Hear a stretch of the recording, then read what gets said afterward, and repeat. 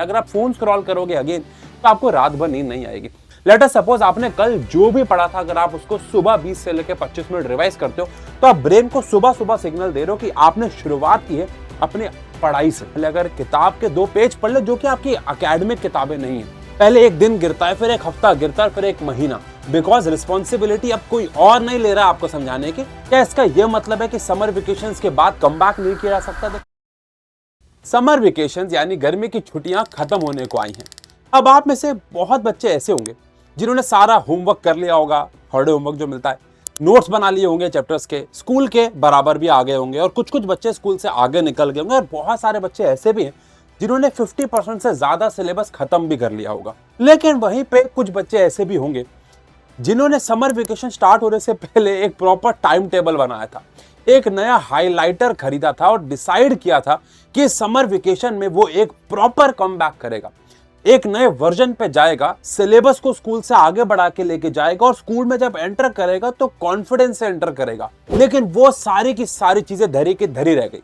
अब हंसना मत, बिकॉज मुझे पूरा यकीन है कि आप में से बहुत सारे बच्चे इस वाली तीसरी सिचुएशन से कनेक्ट कर पा रहे होंगे, रिलेट कर पा रहे होंगे। लेकिन प्रॉब्लम ये नहीं है कि आपने कितना पढ़ा और कितना नहीं। प्रॉब्लम ये है कि समर वेकेशन से पहले आपने अपने आप को एक अलग वर्जन में इमेजिन किया था कि वेकेशन के बाद मैं कैसा दिखूंगा, और आज आप बिल्कुल भी वैसा नहीं दिख रहे हो। इस वजह से अंदर एक अजीब सी घबराहट और एक गिल्ट है।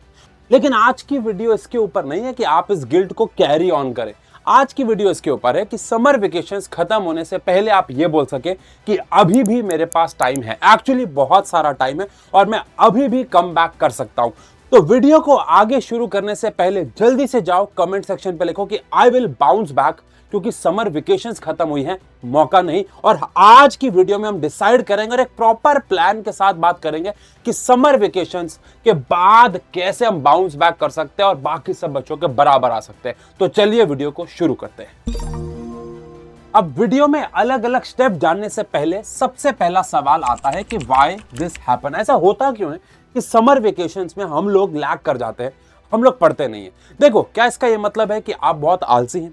क्या इसका यह मतलब है कि समर वेकेशंस के बाद कमबैक नहीं किया जा सकता? देखो, प्रॉब्लम यह नहीं है कि आप आलसी हैं, प्रॉब्लम यह नहीं है कि आप पढ़ने के लिए नहीं बने हैं, प्रॉब्लम यह नहीं है कि आप इंटेलिजेंट नहीं है। बिकॉज अगर ऐसा होता तो समर वेकेशंस 50% बच्चे वेस्ट कर देते हैं। अब अगर ऐसा होता तो 50% बच्चों का रिजल्ट बहुत बुरा आ रहा होता। बट एक्चुअली मुझे 15-16 साल हो गए पढ़ाते हुए, ऐसा नहीं होता।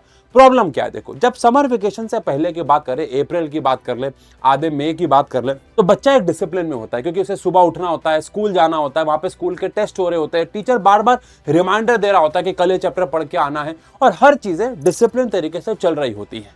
लेकिन समर वेकेशन शुरू होते प्रॉब्लम क्या होती है? सारी की सारी चीजें, ये रिस्पॉन्सिबिलिटी एक इंसान पे आ जाती है और वह है आप। फिर आपका एक दिन मिस होता है बिकॉज आपको बोलने वाला कोई नहीं होता, फिर अगला दिन मिस होता है और ऐसे करते करते करते प्रॉपर समर वेकेशंस मिस होती है, एक डोमिनोज इफेक्ट की तरह। पहले एक दिन गिरता है, फिर एक हफ्ता गिरता है, फिर एक महीना, बिकॉज रिस्पॉन्सिबिलिटी अब कोई और नहीं ले रहा आपको समझाने की, एक पर्टिकुलर इंसान पे आ गई और आप कहीं ना कहीं उसे थोड़ा सा छोड़ते हो और फिर वो गिरता चला जाता है। लेकिन इस पूरे प्रोसेस की डोमिनोज इफेक्ट की अच्छी बात क्या है? जिस तरीके से इसने आपको ट्रैक से हटाया है उसी तरीके से आपको वापस ट्रैक पे लेके आ सकता है। पहले अगर आप एक दिन से शुरुआत करेंगे, फिर एक हफ्ते से, फिर एक ऐसे महीने बन जाएगा और आप वापस ट्रैक पे आ जाओगे। ये बड़ा इंटरेस्टिंग है, उसके बारे में बात करना शुरू करते हैं। और शुरू भी सबसे पहले उसी पार्ट से करेंगे जिसका सबसे बड़ा नुकसान हुआ है, यानी कि एकेडमिक कमबैक का। देखो यार, अब देखो, समर वेकेशन के बाद मैं आपका कमबैक तो करवा ही रहा हूं, लेकिन उसी कमबैक का एक और इंपॉर्टेंट पार्ट है और वो है रेगुलर एकेडमिक्स की पढ़ाई।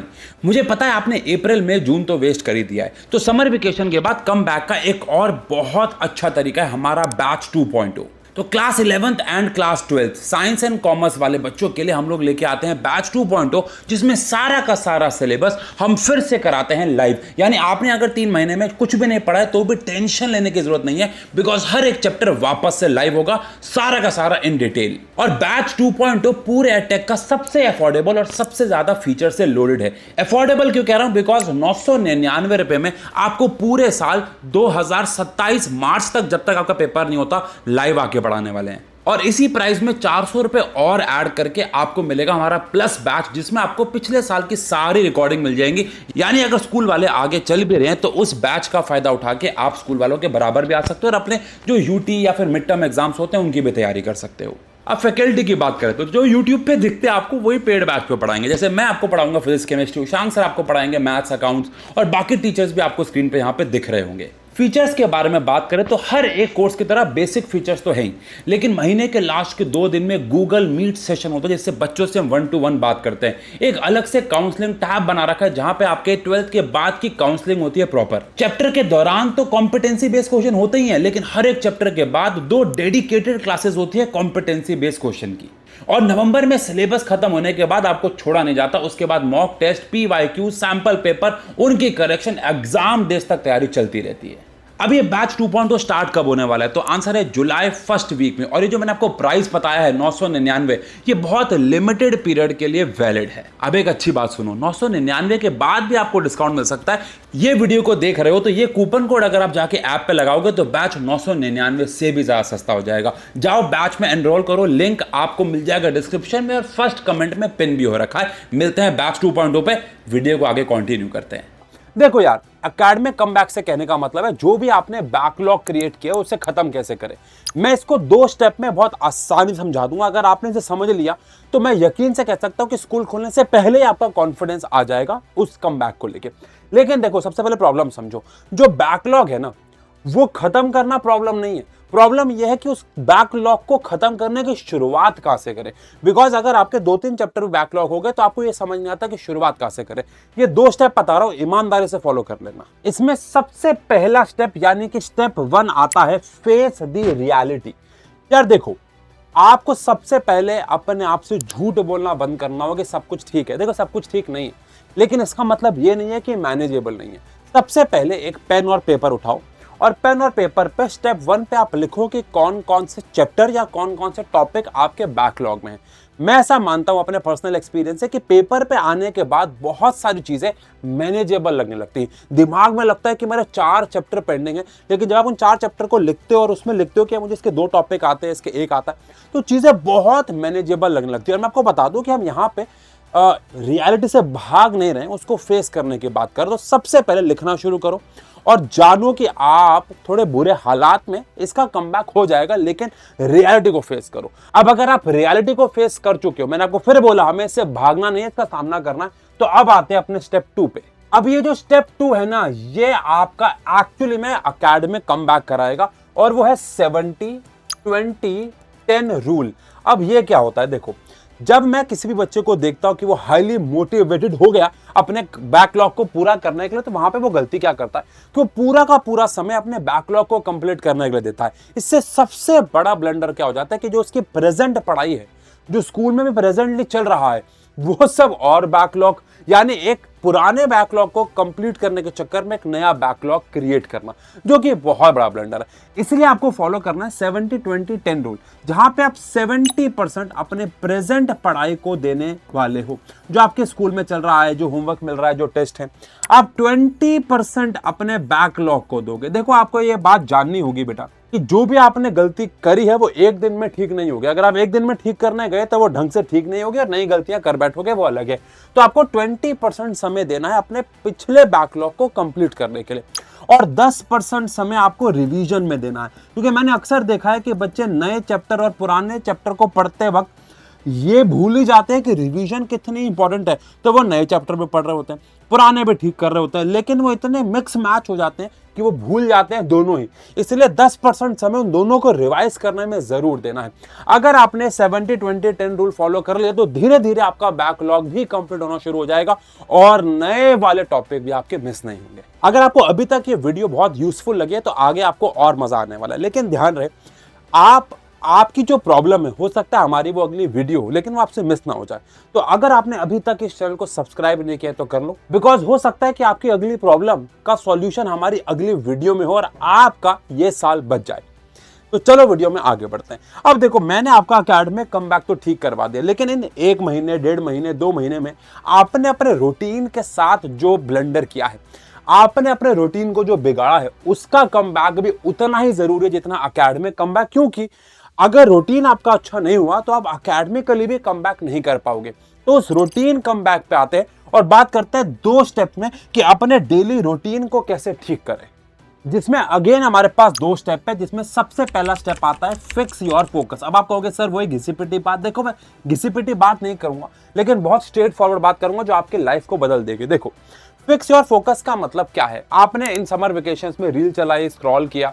अब मैं कहूं कि आप एकदम से इंटरनेट स्क्रॉल करना बंद कर दो, प्रैक्टिकली पॉसिबल नहीं है। बहुत सारे बच्चे इस इंटरनेट से बहुत कुछ सीखते भी होंगे और बहुत सारा गंदा कंटेंट भी कंज्यूम कर रहे होंगे, लेकिन मैं आपको एकदम से छोड़ने के लिए नहीं बोलूंगा। तो क्या सॉल्यूशन है? बस आपको एक छोटा सा काम करना है। आपको सुबह उठते ही अपना फोन स्क्रॉल नहीं करना है। सबसे पहले आपको ये चेंज करना होगा। मैं आपको लिखित में दे सकता हूं कि अगर आपने सुबह उठते ही 20 से लेकर 25 मिनट, मतलब वॉशरूम चले गए उसके बाद के 20 से लेकर 25 मिनट फोन को हाथ नहीं लगाया, बल्कि अपने दिमाग को सिग्नल दिया किसी अच्छे काम को। लेट अस सपोज आपने कल जो भी पढ़ा था, अगर आप उसको सुबह 20 से लेकर 25 मिनट रिवाइज करते हो, तो आप ब्रेन को सुबह सुबह सिग्नल दे रहे हो कि आपने शुरुआत की है अपनी पढ़ाई से, कुछ लर्निंग से, कुछ सीखने से। आपका ब्रेन आपको पूरे दिन वैसा ही रखेगा। और अगर आपने 20-25 दिन लगातार कर लिया ना, आपको खुद अपने अंदर एक बड़ा ड्रास्टिक बदलाव देखने को मिलेगा। अगेन रील स्क्रॉल करने कर लो, आधा घंटा 1 घंटा शाम को फिक्स कर लो, लेकिन सुबह उठते ही ये काम करना ब्लंडर है। फिर आते हैं स्टेप 2 पे, जो कि अगेन आप सबको पहले से ही पता है, लेकिन आप में से कोई इसको ठीक कर नहीं रहा है, और वह है बेटा स्लीप स्केड्यूल को आपको फिक्स करना है। समर वेकेशन में अक्सर बहुत सारे बच्चों का, इवन पेरेंट्स का भी, मैं खुद एक पेरेंट हूं, मुझे पता है जब समर वेकेशंस नहीं होती हैं तो हमें अपने बच्चे को सुबह उठाना होता है, उसे तैयार करना होता है, उसे स्कूल छोड़ के आना होता है, तो हम सुबह सुबह 6 बजे 7 बजे उठ जाते हैं। लेकिन समर वेकेशन आते हमारा वही टाइम 1-2 घंटा लेट हो जाता है। 8 बजे उठ रहे हैं, कभी 8:30 बजे उठ रहे हैं, और वो शेड्यूल खराब हो जाता है। अब समर वेकेशन खत्म होने वाली होती है तो हमें उस शेड्यूल को ठीक करना होता है। तो आपको भी वो काम करना होगा। आप सबको पता है कि आपको अब सुबह जल्दी उठना है, तो उससे रिलेटेड है कि सबसे पहले आपको जल्दी सोने की आदत डालनी होगी। अब जल्दी सोएं कैसे? आप सोते वक्त कुछ ऐसा काम करो जिसमें आप ज्यादा इंटरेस्टेड नहीं है। अगर आप फोन स्क्रॉल करोगे अगेन, तो आपको रात भर नींद नहीं आएगी। आपको ये पता है अगर आप एक बार फोन स्क्रॉल करना शुरू करो तो रात के 1-2 कैसे बज जाते हैं पता भी नहीं चलता। इसीलिए आप रात को सोने से पहले अगर किताब के 2 पेज पढ़ ले, जो कि आपकी एकेडमिक किताबें नहीं है, लाइफ में एक ऐसी एडवाइस दे रहा हूं जो बोरिंग है लेकिन आपका जीवन बदल सकती है। सोने से पहले अगर आप 2, 3, 4, 5 जितने पेज पढ़ सकते हैं, किसी ऐसी किताब के पढ़े जो आपकी पढ़ाई वाली किताब नहीं है। चाहे वो कोई मोटिवेशनल बुक है, चाहे वो कोई कहानी की किताब, जो भी आपको अच्छा लगता है, लेकिन वो आपकी पढ़ाई की किताब ना हो। 2-3 पेज पढ़ के सोएंगे ना, एक तो जल्दी नींद आएगी, ऊपर से आपने स्क्रीन टाइम नहीं दिया जस्ट सोने से पहले। और अगर आप ये काम ना खाना खाने के बाद 10-11 बजे करते हैं और सुबह 6-7 बजे उठते हैं, तो ये आपका स्लीप शेड्यूल फिक्स हो गया। तो इस पे ध्यान दें, और ये सारे स्टेप अगर आप एक साथ फॉलो करेंगे तो समर वेकेशंस के बाद कम बैक होने से आपको कोई नहीं रोक सकता। बाकी ऐसी बहुत सारी वीडियोस हम लोगों ने और प्लान कर रखी हैं, आने वाली हैं चैनल पे।